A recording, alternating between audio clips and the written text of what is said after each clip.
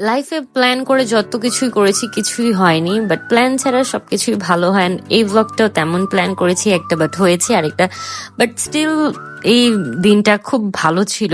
দেন এখানে আমি রেডি হচ্ছিলাম, আমি আমার ফ্রেন্ডের সাথে বাইরে যাব। সো এখানে এস আমাকে অনেক অ্যাডমায়ার করছিল, অনেক হ্যাপি হচ্ছিল দেখে। তো আমরা এখানে অনেক ঘোরাফেরা করার পর প্ল্যান করলাম যে খিলগাঁও যাব। খিলগাঁও যাওয়ার পর আমরা অনেকক্ষণ ঘোরাফেরা করেছি যে কোথায় বসবো, কোথায় খাবো। দুপুরে বের হয়েছিলাম, এখানে সন্ধ্যা হয়ে গেছে। আর এই স্কাইটা এত সুন্দর ছিল ওই দিন, এত নাইস একটা ওয়েদার ছিল।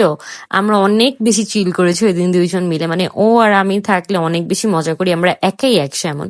দেন এখানে অনেকক্ষণ ওয়েট করার পর আমাদের খাবার দাবার চলে আসলো, আমরা এখানে মানে খাওয়া দাওয়া করলাম।